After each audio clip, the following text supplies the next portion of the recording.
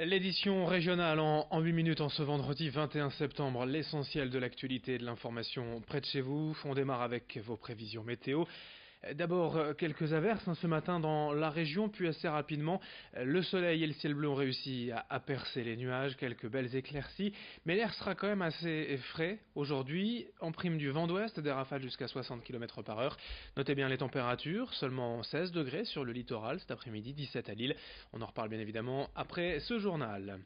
Pour démarrer cette édition, une rentrée chargée, voire tendue pour l'Automobile Club du Nord avec plusieurs dossiers à évoquer, notamment la hausse du prix des carburants, les premiers effets des limitations à 80 km par heure sur les routes secondaires, ou encore la sanction du refus de priorité au passage piéton qui passe de 4 à 6 points.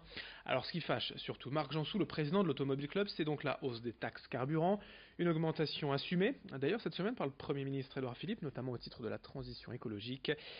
Selon Marc Janssou, l'Union européenne a instauré un prix plancher pour ces taxes, mais la France l'a doublé, ce qui nous placerait en tête en Europe en ce qui concerne les taxes carburant qui, je vous le rappelle, représentent 60% du prix payé à la pompe. Explication avec le président de l'Automobile Club du Nord, interrogé par Lucilbert Constant. Alors il faut savoir que l'Union européenne a instauré un prix plancher pour les carburants, notamment en matière de taxes, puisqu'il y a la fameuse taxe carbone. Alors il faut savoir que la France, en partant de ce prix plancher, l'a doublé, ce qui signifie qu'on est très largement en tête des taxes au niveau européen. Dans le bilan financier des ménages, le deuxième poste, c'est le transport, c'est-à-dire le carburant. D'autant plus que vous avez une majorité de population, il ne faut pas toujours regarder Paris ou même regarder Lille ou Lyon-Marseille. Une majorité de Français habitent dans des zones, disons, rurales. Et si vous êtes vous-même en zone périurbaine, voire rurale, vous avez besoin de votre voiture. Comment vous allez au travail, comment vous allez faire vos courses, comment vous vous rendez chez le médecin. Dans l'actualité nationale et également après la petite phrase polémique d'Emmanuel Macron le week-end dernier, pour rappel, le président de la République a estimé qu'il lui suffisait simplement de traverser la rue pour trouver un emploi dans un café ou un restaurant. Nous avons voulu savoir auprès d'un professionnel si cela était véritablement possible. D'abord, cette affirmation évoque deux choses. L'une, que ce secteur des cafés, hôtels, restaurants recrute effectivement, et deux, que n'importe qui, sans compétence ni formation, peut être embauché. À Lille, pour le patron du club Marot, oui, certes, il y a des opportunités d'embauche, mais il y a aussi des conditions. Être serveur impose un savoir-être, un relationnel qui n'est peut-être pas acquis pour tous, et le métier a aussi ses contraintes, notamment en termes d'horaire, il faut savoir s'y préparer. Explication au micro de Xavier Silly. Je sais pas s'il a voulu dénigrer, mais après, oui, certes, on a besoin d'avoir des compétences. Nous, en ce moment, on est vachement aidés parce que on a nos conjoints qui sont là. Il y a aussi des amis qui passent et qui travaillent avec nous. Ils réalisent que c'est un métier. Ils travaillent dans d'autres choses, ils font d'autres choses dans la vie et ils sont là. En fait, non, on sait rien. On passe parfois pour des guignols parce que on nous pose des questions, on n'est pas capable de répondre correctement. Et voilà, ils se rendent tous bien compte que c'est pas un métier lambda, quoi. C'est un vrai métier.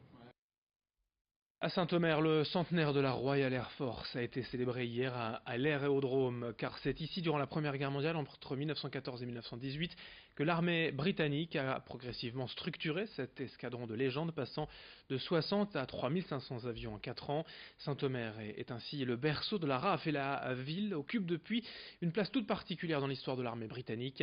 Une cérémonie d'envergure avait donc lieu hier à l'aérodrome. À cette occasion, on écoute quelques mots du maire de Saint-Omer, François de Coster. Ce 20 septembre, ici, sur l'aérodrome des Bruyères, je veux croire que deux pays et deux peuples célèbrent leur histoire partagée. Votre présence, Madame la Ministre, mon général, Monsieur le député, rappelle avec force que la France n'a pas oublié ce qu'elle devait à la Royal Air Force.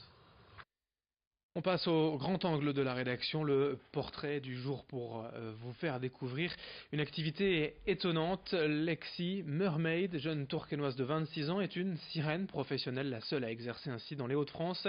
Vêtue d'une nageoire qu'elle a elle-même confectionnée, elle participe à des séminaires d'entreprise ou des anniversaires d'enfants, et souvent tous sortaient émerveillés. Ce portrait, ce reportage est signé Idil Gunay.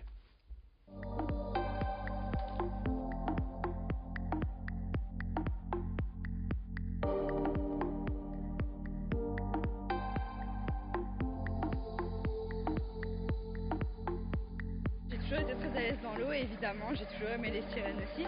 Du coup je me suis renseignée un petit peu et j'ai découvert que c'était une activité qui existait aux États-Unis. Donc je me suis dit alors pourquoi pas tenter de ramener le concept en France. C'est très agréable parce qu'il faut savoir que je fais cette activité en apnée. Et l'apnée c'est vraiment quelque chose de très relaxant. C'est un peu compliqué à décrire tant qu'on ne l'a pas fait, mais c'est vrai qu'il y a un lâcher prise et une très bonne émotion quand on est dans l'eau comme ça, on se sent très libre, c'est vraiment agréable.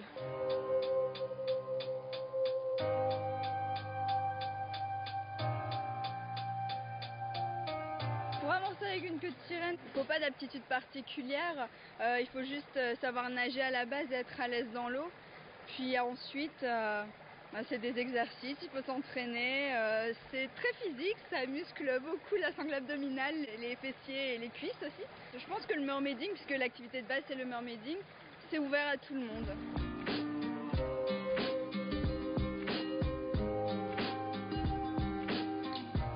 En tant que professionnel, on donne c'est du spectacle, on doit vendre du rêve aux gens.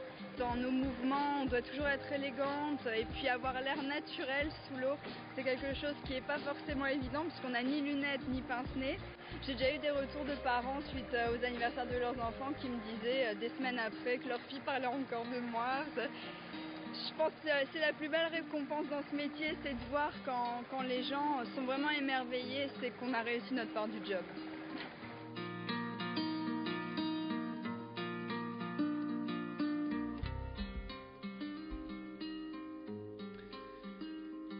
On se quitte sur ces belles images, on se retrouve, vous le savez, dès le prochain quart d'heure, dans moins de 8 minutes pour une nouvelle édition du journal de la rédaction. Merci de votre fidélité et très belle journée à toutes et à tous.